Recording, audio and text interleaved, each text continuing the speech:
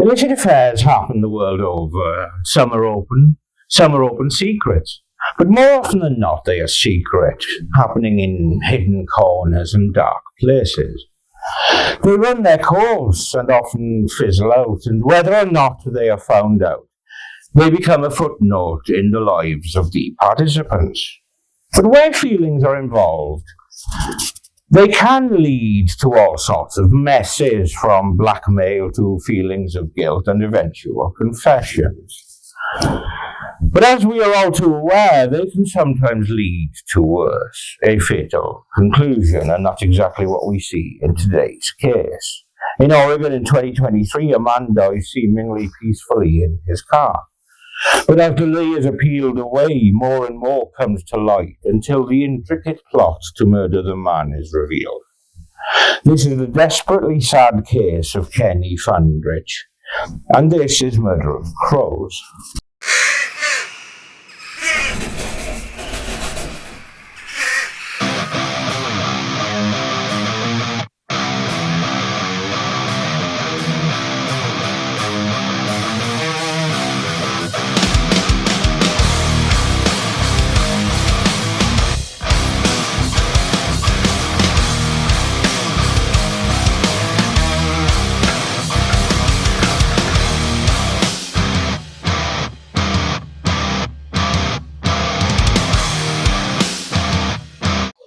Hillsboro is a city in the U.S. state of Oregon and is the county seat of Washington County.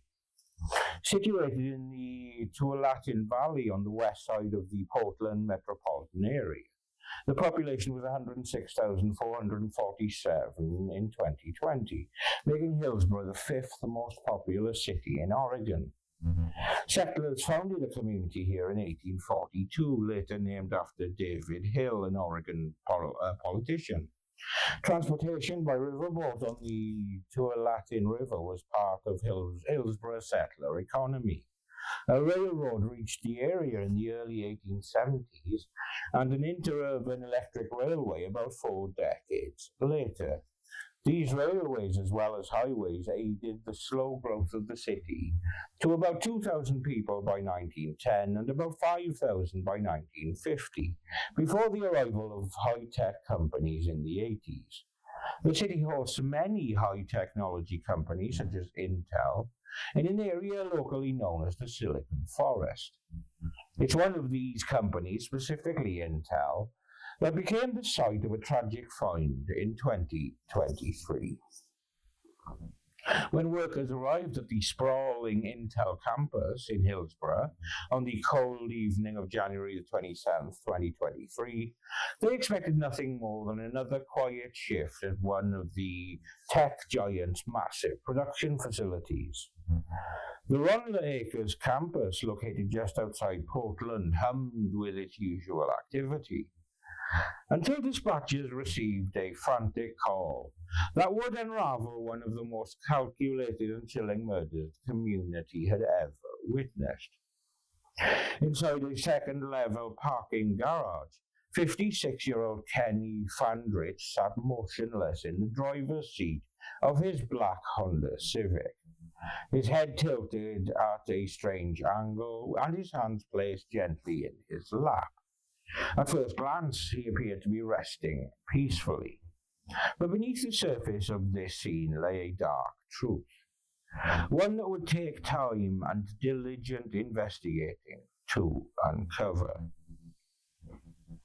Kenneth Carl Fandrich, known to everybody as Kenny, built his life on hard work, loyalty, and an unwavering love for animals. Growing up in Estacada, Oregon, Kenny developed a reputation as a skilled tradesman, eventually specializing as an underwater welder and scuba diver on commercial fishing boats in Alaska's harsh Aleutian Islands. It was in Dutch Harbor, surrounded by the icy waters and unforgiving conditions of the fishing industry, that Kenny met the woman who would become his wife. Tanya worked at a local bank, and the two were introduced by a mutual friend. Their courtship began with a date over ice cream in Anchorage, nearly 800 miles from Dutch Harbor. The connection was immediate and genuine. Kenny and Tanya married in 1993, bonded by their shared passion for animals and the outdoors. When Kenny decided to return to Oregon in 1996 to start a business with his father, Tanya followed without hesitation. Together they built a life in the countryside northeast of Oregon City, a quiet suburb along the banks of the Willamette River, about 12 miles south of Portland, and their home became a sanctuary for animals. 6 dogs, 2 cats, a pair of goats, and even a baby raccoon that loved to snuggle against Kenny's head. The Fandriches seemed to have created the life that they had always dreamed of. In the year 2000, Tanya accepted a position as a veterinary technician at the newly opened Milner Veterinary Hospital in Oregon City. The owner, Dr. Stephen Milner, had quickly become a fixture in the community. For more than 2 decades, Milner ran what appeared to be a thriving practice, treating the beloved pets of Oregon City's 38,000 residents. He was known for his empathy and compassion, often keeping a box of tissues in his office to weep alongside grieving pet owners after putting down their cats and dogs. After difficult procedures, he would send sympathy cards to bereaved families. To his clients, Milner seemed like the gentlest, most caring veterinarian they could have hoped for. Tanya worked diligently at the clinic, maintaining a professional relationship with her employer for nearly 2 decades. Her love for animals had become a profession as well as a deep personal endeavor. But beneath the professional courtesy, something far more troubling would eventually emerge. In early 2017, during a period when Milner was separated from his spouse and Kenny and Tanya were experiencing difficulties in their marriage, Tanya and Milner began an affair. Milner gave Tanya a secret nickname, Kiki Essex, a combination supposedly derived from the name of a first pet and a childhood street, designed to keep their relationship hidden from co-workers and clients. For several months, they attempted to maintain the secrecy of their involvement, believing that they could keep their professional and personal lives separate. And the affair might have remained concealed if not for a wedding in July 2017.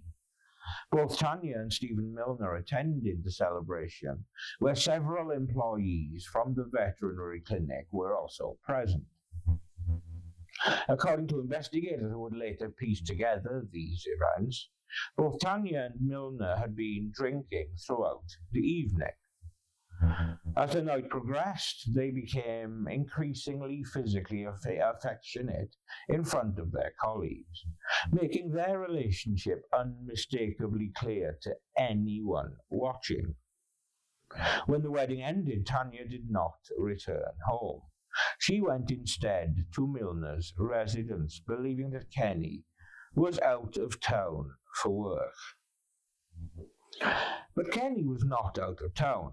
When Tanya failed to come home, Kenny grew concerned and eventually drove to Milner's house. Rather than confront the pair or create a dramatic scene, Kenny quietly left the property and began calling Tanya, trying to understand what had happened. The secret was out. The affair that Milner and Tanya had tried so carefully to hide had been exposed in the most public way possible, in front of witnesses who knew them both professionally and personally. According to Tanya's later statements to investigators, she ended the relationship with Milner shortly after Kenny discovered the affair. She returned to her husband and the couple attempted to rebuild their marriage and move forward from the betrayal. Tanya eventually left her position at Milner Veterinary Hospital, hoping to put some distance between herself and her former employer. For many people, this would have been the end of the story, a painful chapter closed, a marriage given a second chance. But for Stephen Milner, the end of the affair marked only the beginning of something far more sinister and insidious. The afternoon of January 27th, 2023 started as an ordinary workday for Kenny Fandrich. He had been employed as a contract pipe fitter at the Intel Ronler Acres campus in Hillsborough, a position that required skilled union labour and attention to detail. Kenny was known among his colleagues as reliable, hard-working and dedicated to his craft. That Friday, he clocked out at the usual time, gathered his belongings and walked through the sprawling second-level parking garage towards his black Honda Civic. Security cameras throughout the facility captured fragments of his movements, though much of the footage had been deliberately obscured by blue spray paint. This fact would turn out to be as revealing as the footage was obscured. What Kenny did not know was that he was being watched. A maroon Dodge minivan sat parked directly beside his Honda, its presence carefully planned. Inside the van waited a figure dressed in a disguise, a yellow hard hat, red mirror-tinted safety glasses, and a black mask covering most of his face. This was not a chance encounter, and it was not, you will be surprised to learn, one of the village people. This was the culmination of months of meticulous planning, surveillance, and preparation by someone who had transformed discontent to definite intent. At precisely 3:21 p.m., surveillance cameras captured Kenny walking through the garage. His movements were relaxed, unhurried, a man simply heading home after another day of work. He approached his Honda Civic and pressed the key fob to unlock the doors.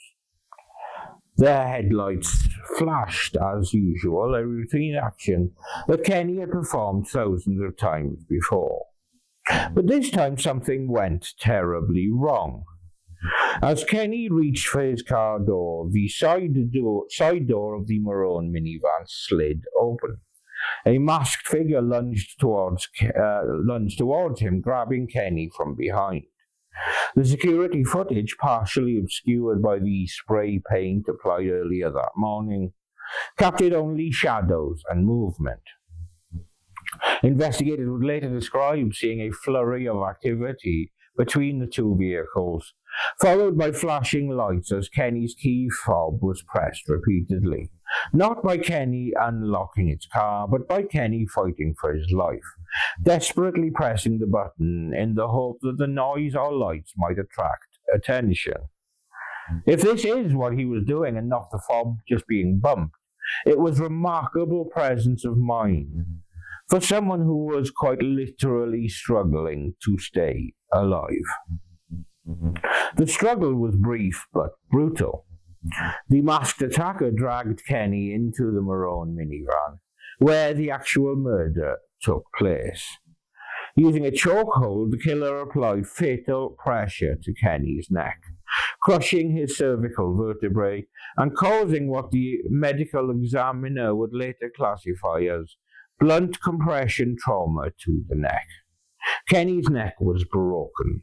The pipe fitter who had survived the dangerous work of underwater welding in Alaska's frigid waters, who had built a life with his hands and his determination, died in the back of a stranger's van in a parking garage.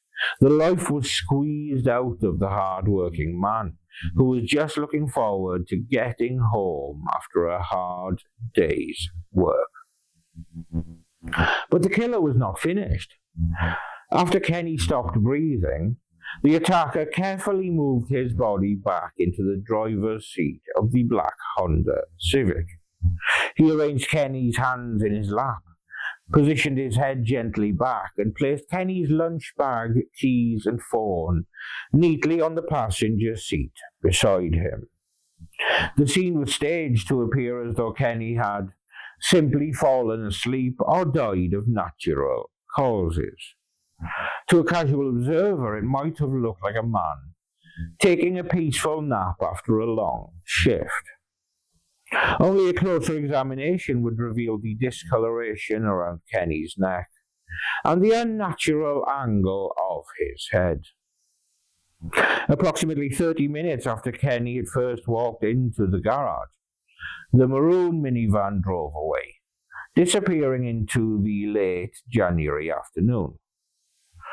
The killer had spray painted not just the cameras near Kenny's usual parking spot, but approximately 6 to 8 cameras throughout the garage, creating blind spots that concealed his movements. Intel security system, sophisticated as you would expect it to be, had been defeated by simple cans of spray paint.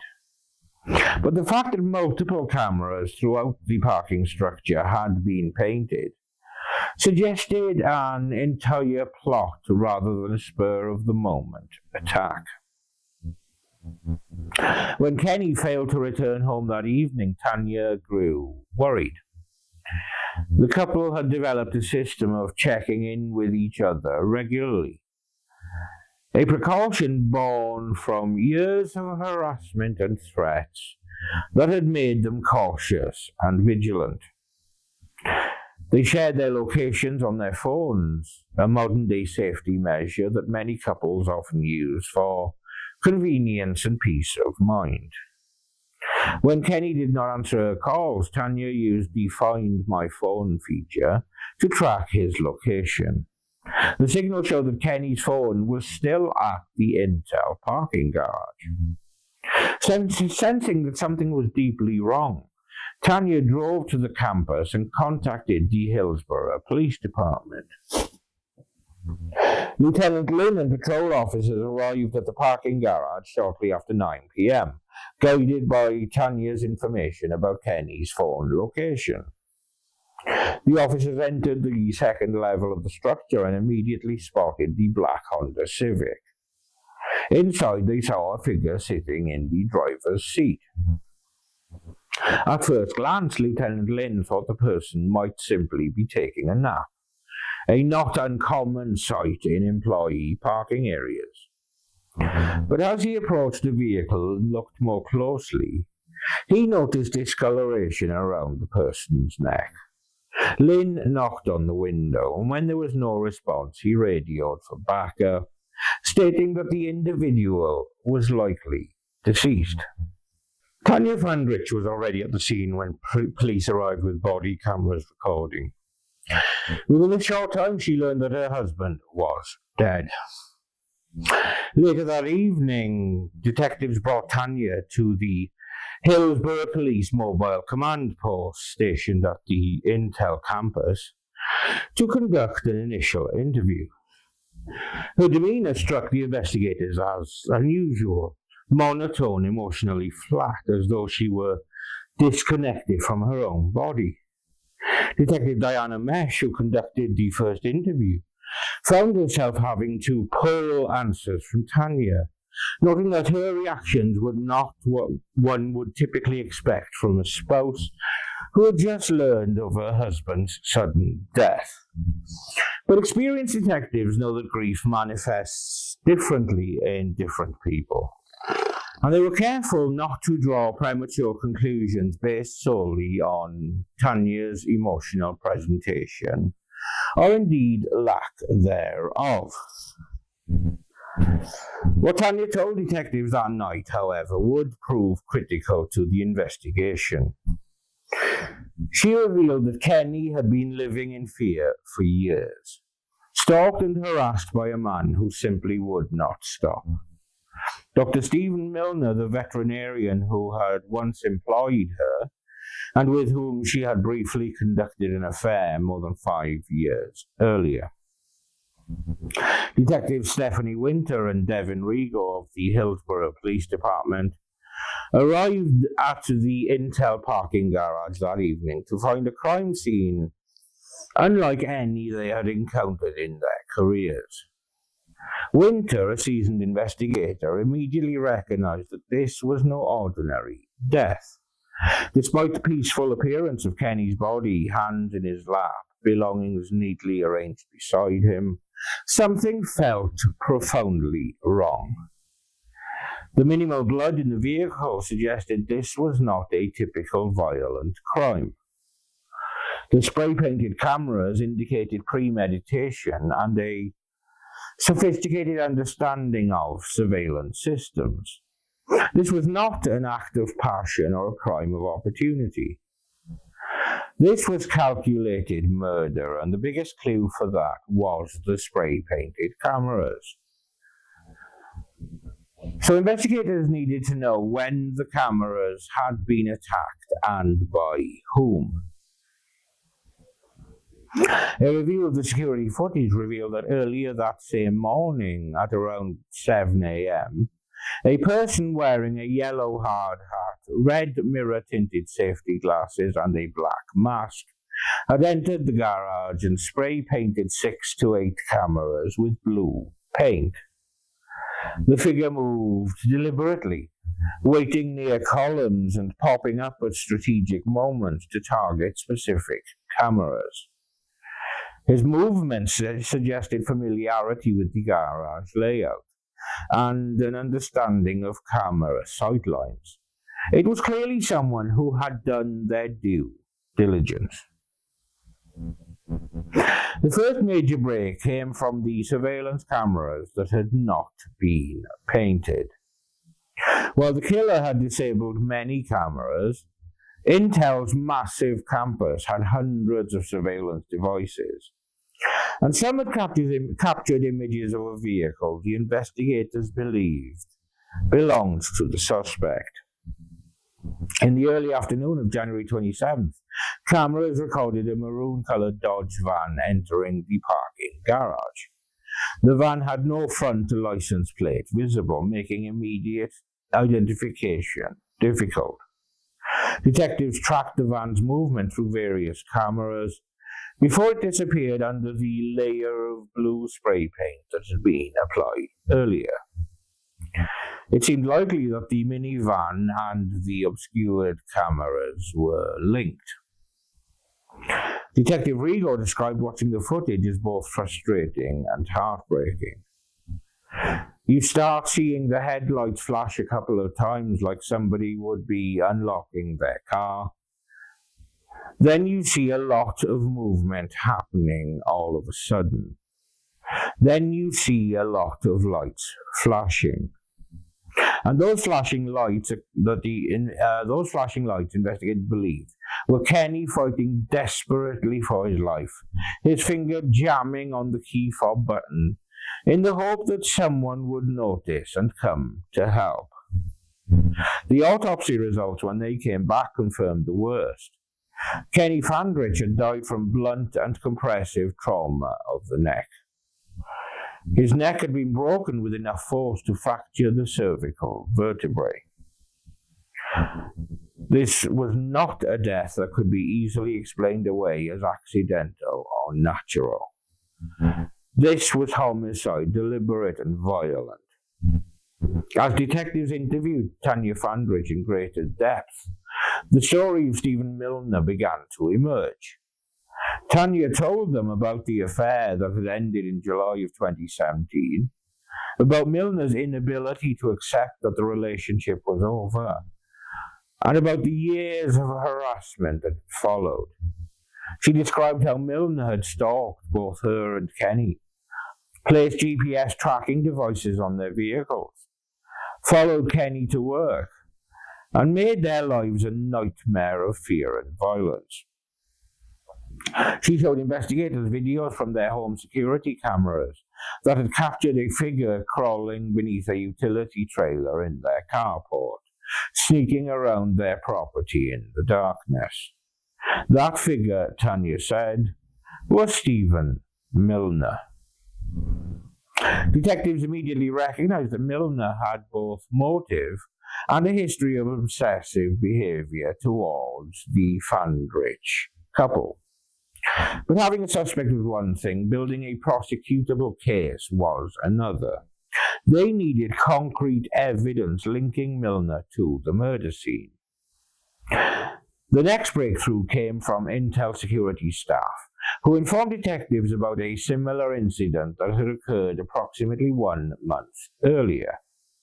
In mid-December 2022, someone had spray-painted cameras in the same parking garage.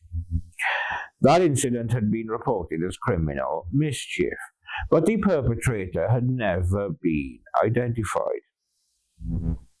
Security personnel provided the investigators with additional surveillance footage from December the 13th, 2022, and the images showed a man dressed in a construction helmet, black glasses, and a mask, virtually identical to the disguise worn by the killer on January the 27th.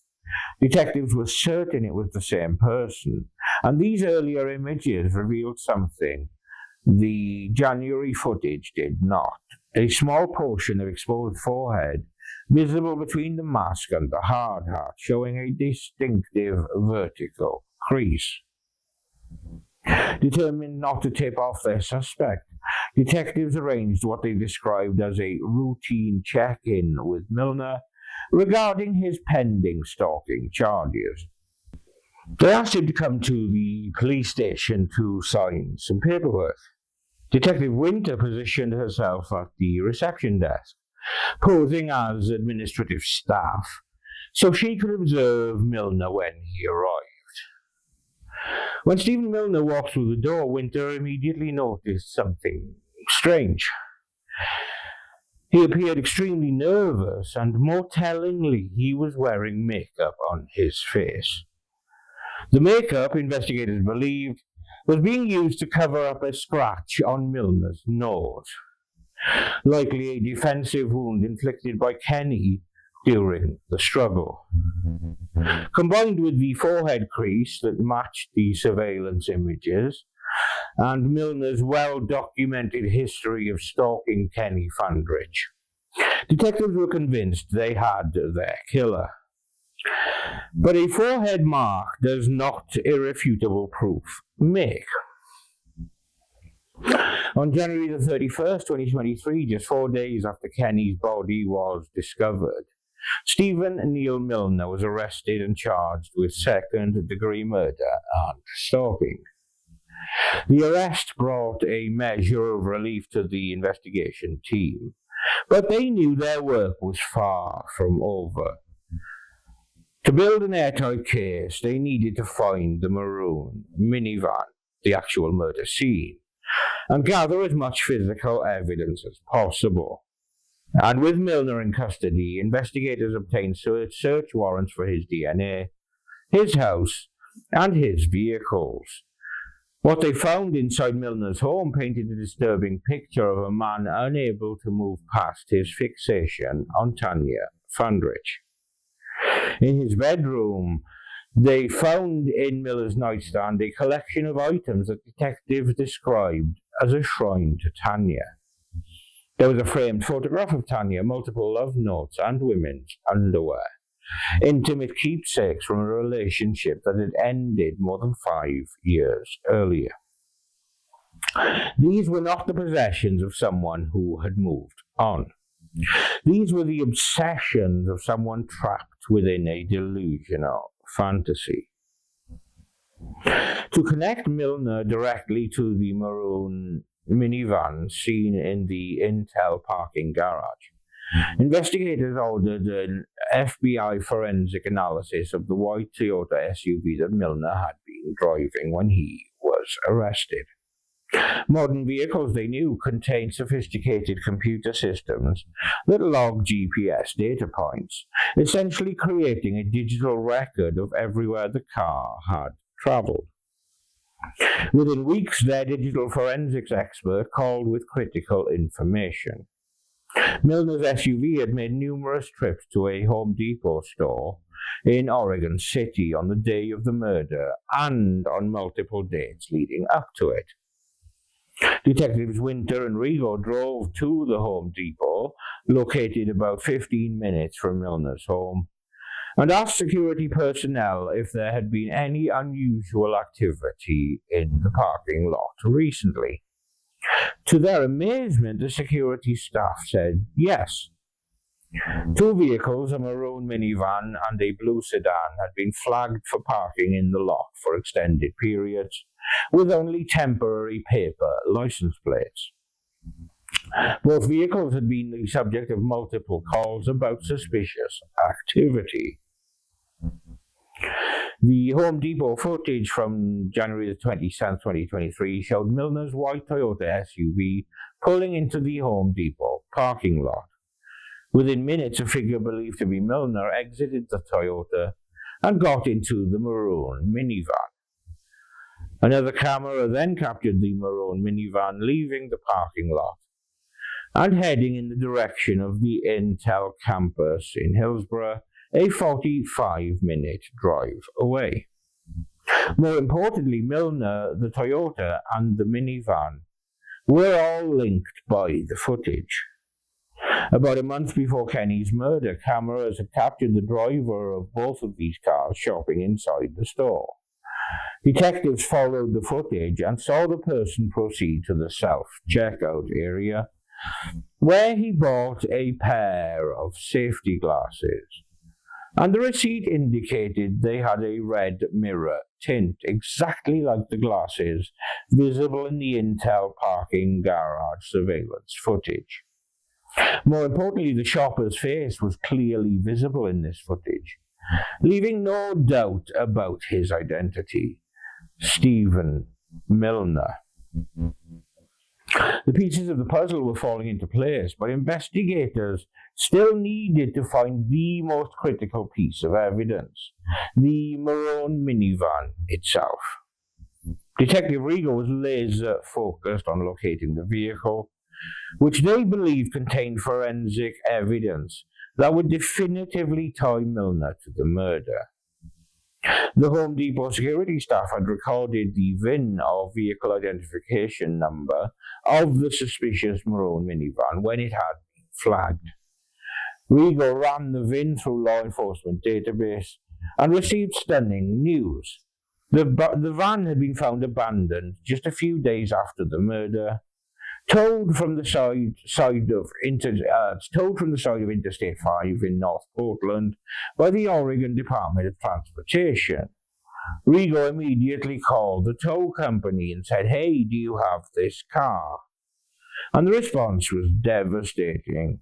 "No, sorry, we sold it to a scrap metal company."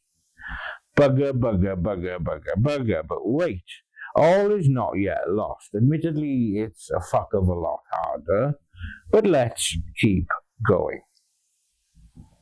The loss of the minivan was a significant blow to the investigation. All potential forensic evidence inside the vehicle, blood, DNA, fibers, fingerprints, had been destroyed along with the van. However, detectives had still managed to gather substantial circumstantial evidence. They had surveillance footage placing Milner at the scene, GPS data showing his movements, video of him purchasing the disguise materials, documentation of his years-long stalking campaign, a distinctive forehead crease that matched the masked killer, fresh scratches on his face consistent with defensive moves, and a powerful motive rooted in obsession. Moreover, forensic scientists had found DNA on swabs taken from Kenny Fandrich's hands. When the results came back, they provided the final piece of evidence prosecutors needed. Stephen Milner's DNA was found on Kenneth Fandrich's hands. In your face, evil vetman. Fox tonight, a retired Oregon City veterinarian is facing murder charges after police say they found a man dead on the Intel campus in Hillsborough. Newly obtained court documents say 55-year-old Steve Milner violated a restraining order that the victim had against him before this happened. Fox 12's Drew Marine spoke with the victim's lawyer, who says Milner has stalked the victim for years. Drew? Yeah, Michael Fuller says he and the victim, Kenneth Fandrich, filed a civil lawsuit against Milner over the violation, but a hold on the case pushed the court date back to this March. And Fuller says it's a shame Fandrich couldn't live to see the outcome. A tragic killing in Hillsborough is shining a light on a lengthy history of alleged stalking and death threats. My client claims that he had been stalked for years. Hillsborough police say they found 56-year-old Kenneth Fandrich dead in his car in an Intel parking garage near the Rodler Acres campus last Friday. Days later, they arrested retired Oregon City veterinarian 55-year-old Steve Milner, charging him with murder. Court documents say for the last 2 years, Milner has been stalking Fandrich, even threatening to cut Fandrich's body into pieces. It was in March 2022 when court documents say Milner followed Fandrich from his house to a gas station miles away, and that's when a Multnomah County court granted Fandrich a restraining order against Milner. Fast forward to August 2022 when Milner was charged with violating the stalking order because, according to court documents, he went onto Fandrich's property and put a GPS on his car, which was caught on surveillance video. Take a look. Lawyer Michael Fuller represented Fandrich and says Milner allegedly went onto Fandrich's property half a dozen times, so they decided to file a civil lawsuit. We really hoped for accountability. It didn't seem that anything was going to deter Mr. Milner. My client had asked him to stop, the police had asked him to stop, a judge had asked him to stop, and he seemed intent on carrying out his threats. So we filed a couple $100,000 lawsuit against him for claims ranging from invasion of privacy to trespass. A Multnomah County judge put the case on hold, postponing the court date to this March. Fuller says they're going to continue pursuing the case on Fandrich's behalf, even though he won't be able to see the outcome. I think the lesson to be learned here is, justice delayed is justice denied. Investigators say Fandrich died from blunt compression trauma to the neck. Fuller says they will be filing a wrongful death lawsuit as soon as next week. Live in studio, Drew Marine, Fox 12 Oregon. The case against Stephen Milner proceeded through the Washington County legal system with meticulous attention to detail. The trial began in January 2025, nearly 2 years after Kenny's death. The prosecutors faced the challenge of building a largely circumstantial case built on surveillance footage, digital forensics, and behavioral evidence. They knew the loss of the maroon minivan had eliminated potential slam-dunk physical evidence, but they were confident in the strength of their case. The prosecution methodically walked the jury through the timeline of January the 27th, 2023. They showed surveillance footage of the disguised figure spray painting cameras in the early morning hours. They presented video from Home Depot showing Milner switching from his Toyota SUV into the maroon minivan. They displayed the obscured footage from the Intel parking garage showing the attack, with experts testifying about the flashing headlights and what they indicated about Kenny's desperate struggle. They introduced the GPS data from Milner's vehicle, demonstrating his repeated trips to Home Depot and to the Intel campus. They presented evidence of Milner purchasing the hard hat and safety glasses. And they described the shrine found in Milner's bedroom, painting a picture of a man who had been unable to let go of his obsession with Tanya Fandrich. Forensic experts testify about the DNA found on Kenny's hands and the significance of finding Milner's genetic material there. The medical examiner detailed the injuries to Kenny's neck and spine, explaining that the blunt compression trauma could not have been accidental or self-inflicted. The prosecution also called Tanya Fandrich to testify. Through tears, she recounted the years of fear, the constant looking over their shoulders, the GPS trackers found on their vehicles, the home security footage of Milner prowling around their property at night. She described how Milner's harassment had placed enormous stress on her marriage, driving Kenny to drink as he struggled to cope with the relentless stalking. She testified about safety plans they had developed for leaving their home, about always trying to stay together rather than going places alone, about the restraining orders and police reports that had seemingly done nothing to stop Milner's obsession. Then, to the great surprise of many, Stephen Milner actually took the stand in his own defense. As we know, a risky move that criminal defendants rarely make. Milner, now 58 years old and facing the rest of his life in prison, admitted to spray painting the cameras.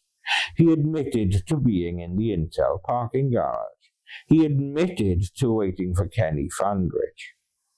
But he presented what prosecutors and detectives considered a far-fetched explanation for his presence.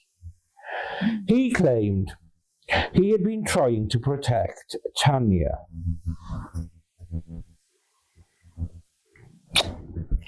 In a calm voice that struck many observers as disturbingly detached, Milner described his belief that Kenny was abusing Tanya and that he needed to intervene, believing she was in danger. He claimed that on January 27th he had parked his minivan next to Kenny's Honda, intending to confront Kenny about the alleged abuse. According to Milner's testimony, when Kenny spotted him inside the van, Kenny had attacked him first. Milner insisted he had acted in self-defense, that the ensuing fight had been Kenny's doing, that he had simply defended himself when Kenny became aggressive. The prosecutor methodically dismantled Milner's account, asking how a self-defense situation could result in a broken neck with the specific pattern of injuries Kenny sustained. To my knowledge, the prosecutor said, bumping your head on a car door is not going to break your neck. After 6 hours of deliberation, the jury returned their verdict. On January the 22nd, 2025, Stephen Milner was found guilty of second-degree murder, 1 count of stalking, and 7 counts of violating a stalking protective order. The verdict brought vindication to the investigators who had worked tirelessly on the case, and a measure of justice for the Fandrich family, though, as we are aware, no verdict could bring Ken back. The sentencing hearing took place on February the 18th, 2025, at Washington County Circuit Court. Cameras were allowed for this proceeding, though Tanya Fandrich requested that she not be shown on camera during her victim impact statement. Standing before the court, Tanya delivered a powerful and emotional 20-minute statement directed at the man who had destroyed her life. Prosecutor Mahali Streblow later read portions of Tanya's words to reporters, capturing the raw pain and anger of a woman who had lost everything due to one man's obsession. All you had to do was stop, Tanya told Miller. Hear me clearly when I say you are a vengeful, deceptive, manipulating, self-serving, aggressive, hateful, lying predator. And all you had to do was stop. For years you tormented Kenny and me, leaving us as your victims. But the pain that you have caused extends far beyond us. What you have done and what you have become, a killer and a cruel individual, have shattered countless innocent lives.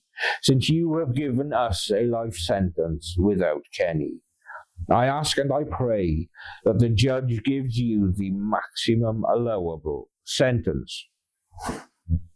Prosecutor John Gerard stood and addressed the court, calling Milner a deranged murderer whose predatory behavior warranted ensuring he would die behind bars.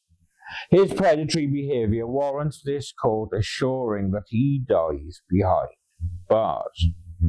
The prosecutor emphasized the calculated nature of the crime, the years of stalking, and the complete lack of remorse Milner had shown. The judge sentenced Stephen Milner to life in prison, with the possibility of parole after 25 years. Additionally, Milner received 6 years for violating the stalking protective order. So, if Milner is ever granted parole in the future, he would have to serve those additional 6 years before being released. The sentence meant that Milner, who was 58 at the time of sentencing, would be at least 83 years old before he could even be considered for parole. Former Oregon City veterinarian has been sentenced to life in prison for the 2023 murder on the Intel campus in Hillsborough. Fox 12's Julia Lopez has more from the courtroom. A deranged murderer. That's what a Washington County prosecutor called former veterinarian Stephen Milner at his sentencing today. His predatory behavior merits this court assuring that he dies behind bars. 58-year-old Stephen Milner was given life in prison, found guilty of stalking and murdering 58-year-old Kenneth Fandrich at an Intel parking garage in January 2023. Fandrich had worked at the Intel facility as a contractor, and court records state Milner had been stalking him for years. The district attorney's office explains Milner ran a veterinary practice in Oregon City, and he began an affair with a longtime employee, Fandrich's wife. When Fandrich learned of the affair, his wife cut it off. They say Milner became obsessed and for years stalked the couple using GPS tracking devices, showing up at their home and following Fandrich to his job at Intel. As this court is well aware, there is no treatment for stalking behavior. In March 2022, Fandrich was given a stalking protective order, but that didn't stop Milner. He bought 2 cars to allow him to sneak into the Intel garage, where the DA says he would repeatedly watch Fandrich going to and from work. On January 27, 2023, prosecutors say he spray painted the garage's security cameras, ambushed Fandrich from behind, choked him to death, and staged his body in his car. Milner was arrested days later. Here's how longtime friends of Fandrich described him back in 2023. He was class of 84, I was class of 83, Estacada High School. Kenny was the class clown. Julia Lopez, Fox 12 Oregon. Milner is eligible for parole after 25 years. However, if granted, Milner would have to serve an additional 6 years first, which was added to the sentence for violating the stalking order. And that was the chilling story of obsession that led to the death of a man who was just looking forward to driving home to his wife. Yes, they'd had a bump in the road with an affair years earlier, but they had rebuilt a strong relationship, and they had many years ahead of them to enjoy this fresh start.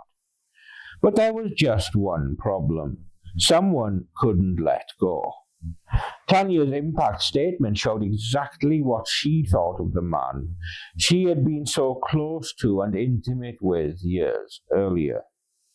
As a tribute to Kenny, I will read from his obituary that highlights the nature of the man and the value that he held to those closest to him.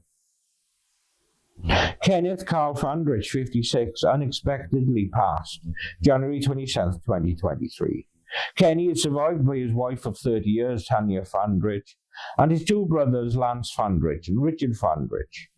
Those that predeceased him are his mother, Judy Fandrich, and his father, Frank Fandrich, maternal grandparents, Ruby Fandrich and Fred Fandrich, and paternal grandparents, Vanita Gilmore and Harold Gilmore. Kenny attended Estacada High School, and following graduation, he moved to Alaska to commercially fish on the Bering Sea. There, he started a successful underwater welding company. He met and married his soulmate. Soon after, they moved to Oregon, where he started another accomplished business. After years of being self-employed, he joined the local union, building and forging a lifetime of lasting friendships. Kenny enjoyed being an accomplished outdoorsman.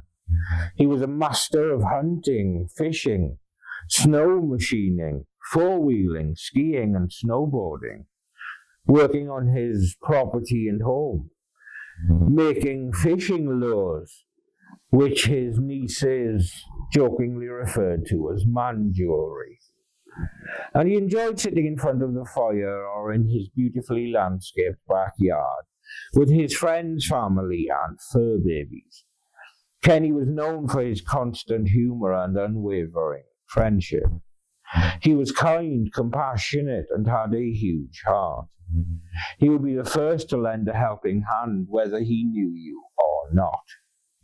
He felt blessed to be able to help rescue fur babies, and was known to have as many as 6 dogs at one time.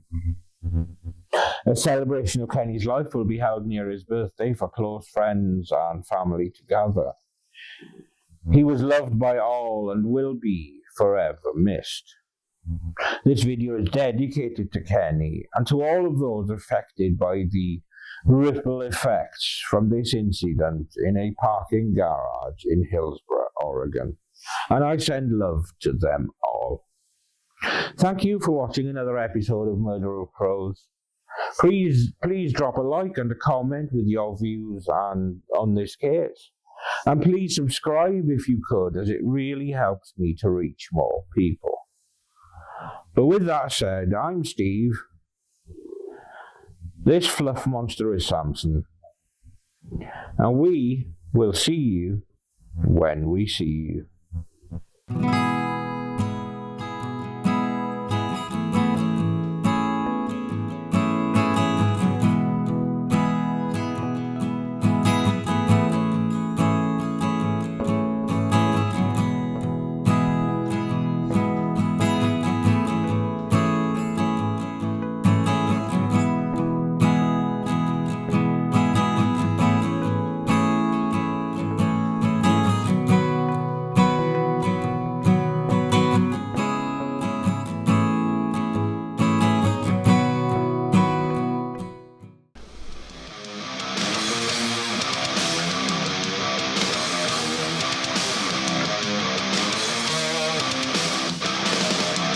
Say that you're ready, but you won't like it. You say that